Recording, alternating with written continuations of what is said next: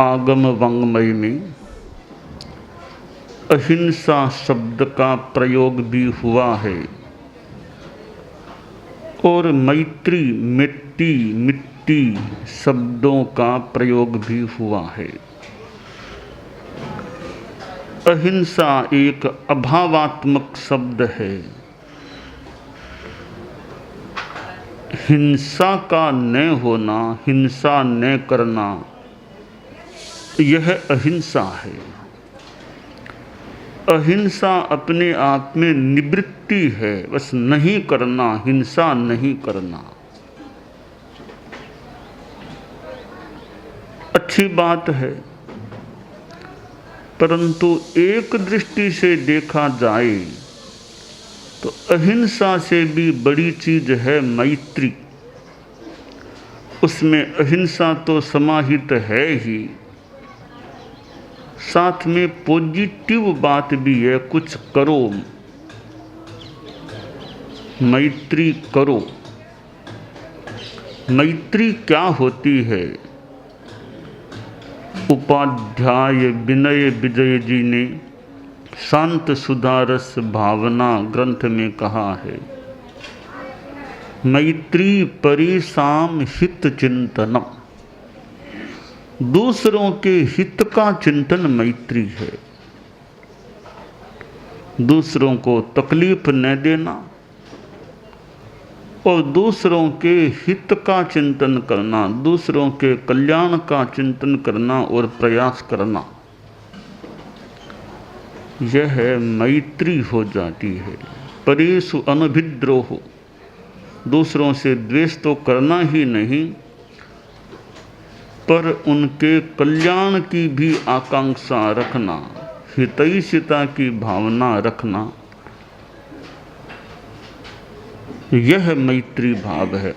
अभिद्रोह नहीं करना और कल्याण भावना रखना, कल्याण का प्रयास करना, मैत्री का प्रयोग हो जाता है। संसार में भी कुछ मनुष्यों में मैत्री होती है, बाइले बनते हैं, दोस्त बनते हैं या फ्रेंड्स बनते हैं। और एक शब्द आता है कल्याण मित्र। परम पूज्य आचार्य महाप्रज्ञ जी ने कल्याण मित्र शब्द को एक विशेष अर्थ प्रदान किया था। वह मित्र जो कल्याण में सहयोगी बने, वह कल्याण मित्र हो जाता है। एक तो वार्ता मित्र, बात करने वाला मित्र है, एक कल्याण मित्र, कल्याण में सहायक बनने वाला मित्र। तो आदमी ऐसे तो किसी को मित्र बनाए न बनाए, यथोचित रूप में कल्याण मित्र किसी को बनाया जा सकता है, जो मौके पर सहारा दे सके, प्रेरणा दे सके, संबल दे सके।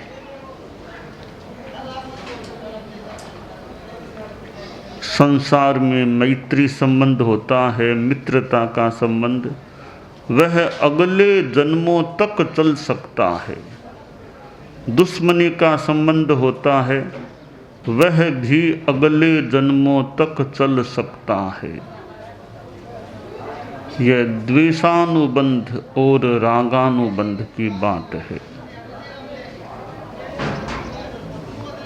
हमारा व्यवहार ऐसा हो कि उससे किसी को व्यर्थ कष्ट तो हो ही नहीं, अपितु दूसरों को समाधान देने वाला, दूसरों को सुख देने वाला, कल्याण की ओर अभिप्रेरित करने वाला होना चाहिए। सत्वेषु मैत्री, प्राणियों में मैत्री करो। मैत्री भावना में परोपकार की भावना भी समाविष्ट है। संस्कृत में कहा गया, अष्टादश पुराणेषु व्यासस्य वचनद्वयम् परोपकारः पुण्याय पापाय परपीडनम्। तो दो ही अष्टादश पुराणों में सारपूर्ण दो बातें हैं कि परोपकार करना पुण्य का निमित्त बनता है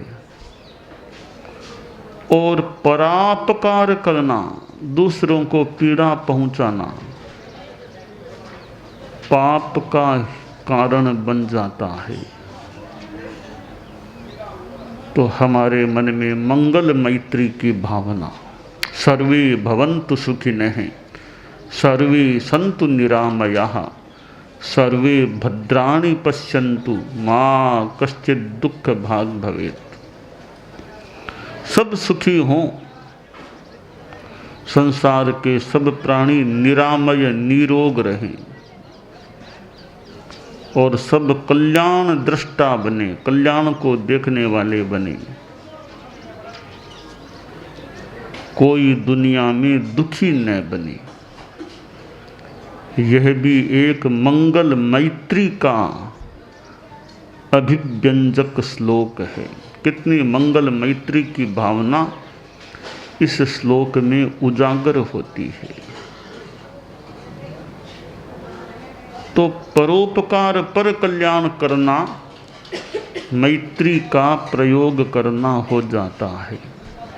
कोई हमारा अनिष्ट कर दे तो भी उसके प्रति मंगल मैत्री की भावना रखना, यह खास बात होती है। कुछ लोग होते हैं तो मैत्री की बहुत विराटता को आत्मसात कर लेते हैं और सूक्ष्मतया मैत्री का प्रयोग करते हैं, और ज़्यादा नहीं। बात करें तो मीठा तो बोल लें, वो भी मैत्री का प्रयोग है। बात में मीठापन आ जाए।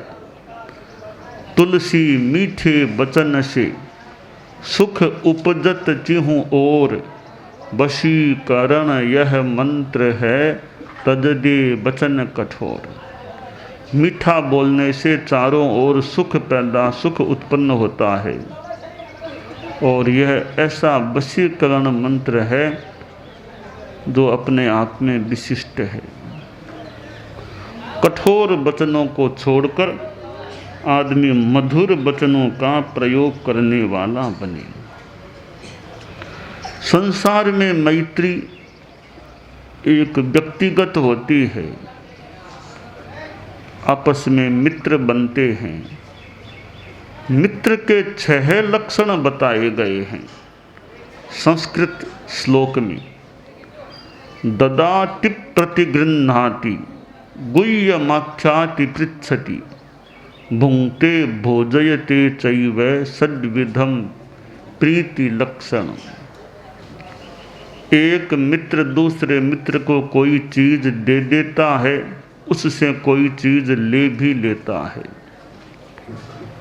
सामने वाले की गुप्त बात पूछी जा सकती है, अपनी गुप्त बात बताई जा सकती है। सामने वाले के घर पर भोजन किया जा सकता है, अपने घर में उसको भोजन करा देना। ये समान भूमिका पर होने वाले व्यवहार हैं। दुनिया में कितने कितने महापुरुष हुए हैं जिन्होंने अपने जीवन में मैत्री का प्रयोग किया है, सहन किया है। गृहस्थ सन्यासी, वैसे पूरा साधु तो था नहीं, गारहस्थ्य में रहने वाला था, औरत भी थी। साधु बड़ा शांत स्वभाव का, परंतु उसकी औरत कर्कशा थी। एक बार वह पुरुष खेत में गया, बहुत से गन्ने वहां से लिए, घर की ओर बढ़ रहा था। मार्ग में कुछ बच्चे मिल गए और गन्ने उन्होंने मांग लिए। बच्चों को एक एक गन्ना बांट दिया, तो बांटते बांटते शेष एक गन्ना ही अवशेष बचा उसके पास। वह एक गन्ने को लेकर घर आया और घरवाली ने देखा, रे एक ही गन्ना लाए हैं, इतनी दूर गए, जूतियों को घिसा, गन्ना लाए एक ही। कर एक ही गन्ना क्यों लाए, एक से क्या होगा, इतनी दूर गए थे, ज़्यादा गन्ना लेकर के आते। अब औरत को गुस्सा आ गया, पुरुष के हाथ में जो गन्ना था उसको छीना और पुरुष की पिटाई करने लग गई। इतना तेज प्रहार किया कि गन्ने के 2 टुकड़े हो गए। अब ऐसी स्थिति में गुस्सा नहीं आए कठिन बात है, पर वह तो गृहस्थ सन्यासी था। पुरुष तो गुस्सा करने वाले तो दुनिया में हम जैसे बहुत मिल जाएंगे, बात में गुस्सा भी कर लेते हैं। कई ऐसे व्यक्ति होते हैं जो गुस्सा नहीं होते हैं, कुछ भी हो जाए गुस्सा नहीं करते हैं। 2 टुकड़े हो गए तो गुस्सा नहीं किया, परंतु विनोद में बात को जरूर बदल दिया। कहा, देखो तुमने बड़ा अच्छा काम किया, गन्ना एक ही था, हम खाने वाले 2 थे, तो मुझे तोड़ना पड़ता, तुमने पहले ही तोड़ दिया। अच्छा हुआ, आधा गन्ना तुम ले लो, आधा गन्ना मुझे दे दो। गुस्सा नहीं किया। यह मैत्री का प्रयोग कि विनोद में सप्रेम बात की, शालीन मैत्री बात की, गुस्सा नहीं आया। मैत्री की पहली शर्त है गुस्सा नहीं करना। गुस्सा है फिर क्या मैत्री है। यानी मुख्य मैत्री का भाग जो है, मैत्री का मुख्य भाग है, बड़ा भाग, वह गुस्सा नहीं आना। यह निषेधात्मक है, गुस्सा नहीं आना। फिर सकारात्मक है, पर कल्याण करना, सप्रेम बात करना, मीठा बोलना, ये पॉजिटिव चीज़ें हो, करणीय चीज़ें हो जाती हैं। हमारा कोई बुरा करे तो भी हम उसके प्रति मंगल मैत्री रखने का प्रयास करें। और हमारे द्वारा तो किसी का बुरा होना ही नहीं चाहिए। एक राजा भोज की बात आती है, मैं अपनी शैली में बताना चाहूँगा। राजा भोज संस्कृत भाषा का बड़ा प्रेमी था, संस्कृत का प्रेमी। उसने एक घोषणा कर दी कि कोई विद्वान मुझे संस्कृत का नया श्लोक बना करके, नया श्लोक कोई सुनाए, बिल्कुल नया श्लोक, तो मैं उसको 1,00,000 स्वर्ण मुद्राएं दूंगा। बढ़िया सा श्लोक मुझे कोई सुनाएगा तो नया होना चाहिए, उसका अपना और नया होना चाहिए। मंत्री ने सोचा कि यूँ राजा 1,00,000 स्वर्ण मुद्राएं दे देगा तो खजाना खाली होते क्या देर लगेगी। ये विद्वान तो व्यसनी है, इनके तो कविता बनाने का व्यसन है, इनके तो नए नए श्लोक बना देंगे, लेके आ जाएंगे, राजा को पसंद आ जाएगा श्लोक, तो 1,00,000 स्वर्ण मुद्रा लाओ, आखिर देना तो हमको पड़ेगा, खजाना खाली होगा।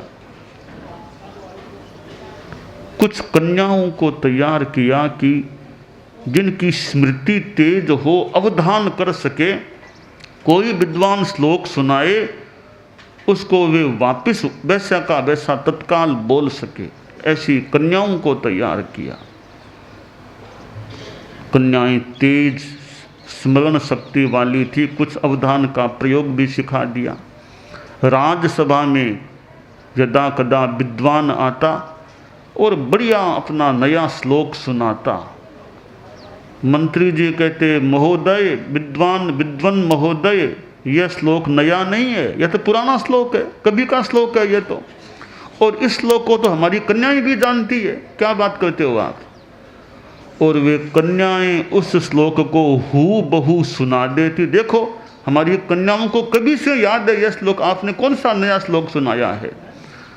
यूँ उसको वो जो सुनाता उसको 1,00,000 स्वर्ण मुद्राएं नहीं मिलती, कभी श्लोक पुराना है, 1,00,000 स्वर्ण मुद्राएं नहीं मिलेंगी। ऐसा कई विद्वानों के साथ हो गया। सोचा अरे राजा तो बड़े सरल हैं, 1 लाख स्वर्ण मुद्राओं की उदार घोषणा भी कर रखी है, फिर मंत्री जी ने तो एक अवरोध पैदा कर रखा है। पता नहीं कैसे कन्याएं तत्काल श्लोक बोल देती है, तो कोई रास्ता ढूंढना चाहिए। एक विद्वान आया सभा में, बोला साहब श्लोक, पंडित जी क्या नया श्लोक? हाँ नया श्लोक है सर, आप सुन लीजिए।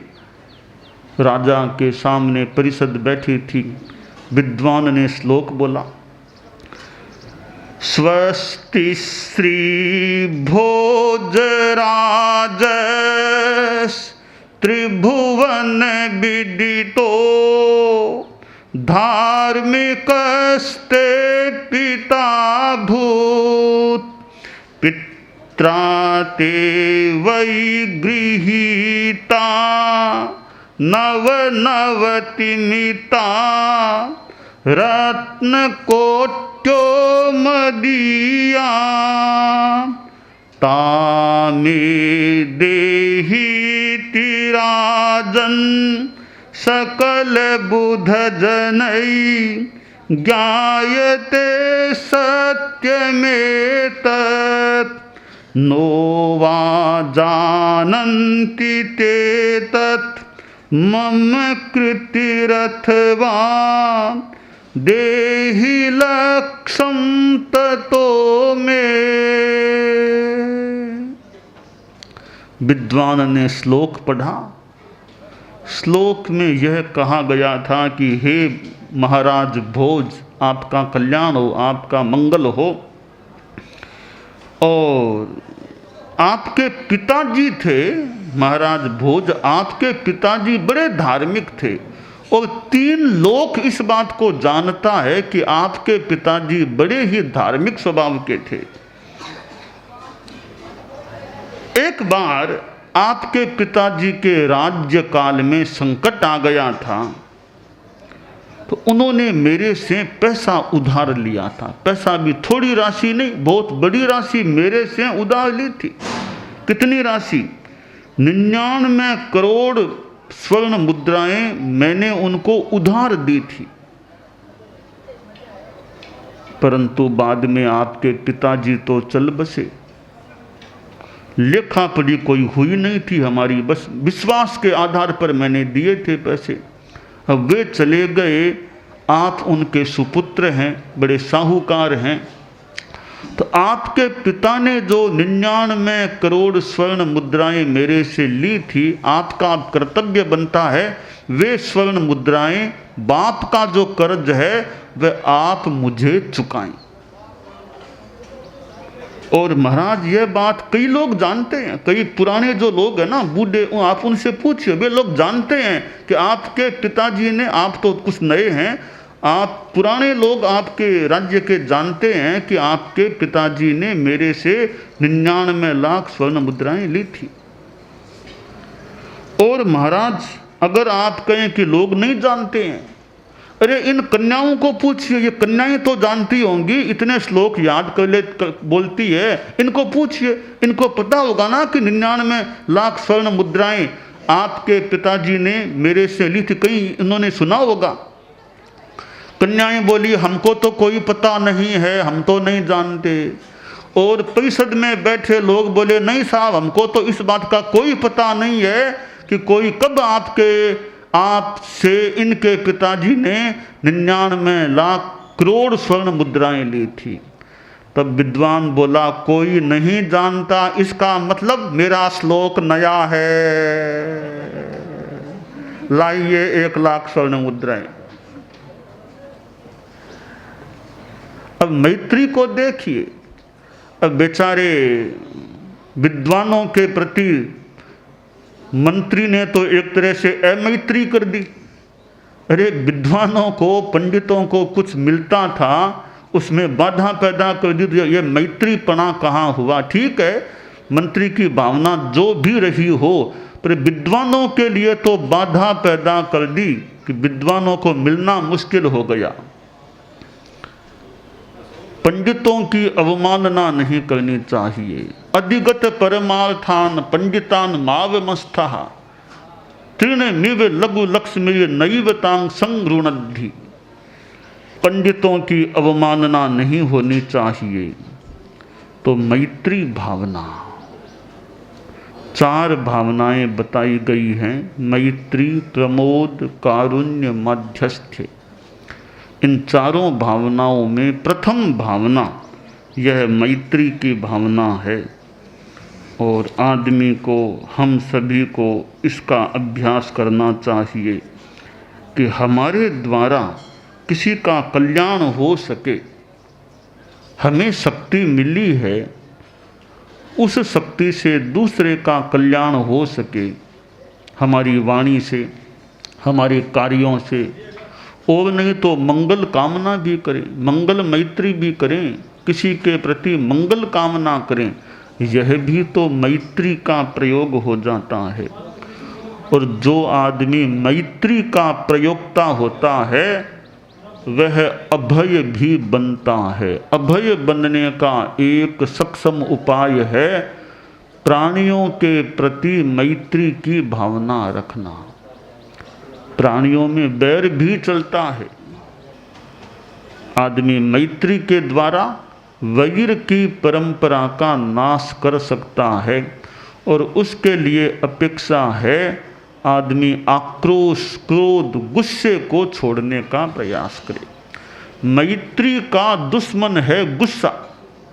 मैत्री का एक बड़ा दुश्मन है गुस्से का भाव। और यह हमारी दुर्बलता है कि हमें गुस्सा आ दबोच लेता है, गुस्सा आ धमकता है, हम गुस्से के परवश हो जाते हैं। यह परवशता हमारी नहीं होनी चाहिए। हम गुस्से पर कंट्रोल रखें और मंगल मैत्री का यथोचित प्रयोग करें। यह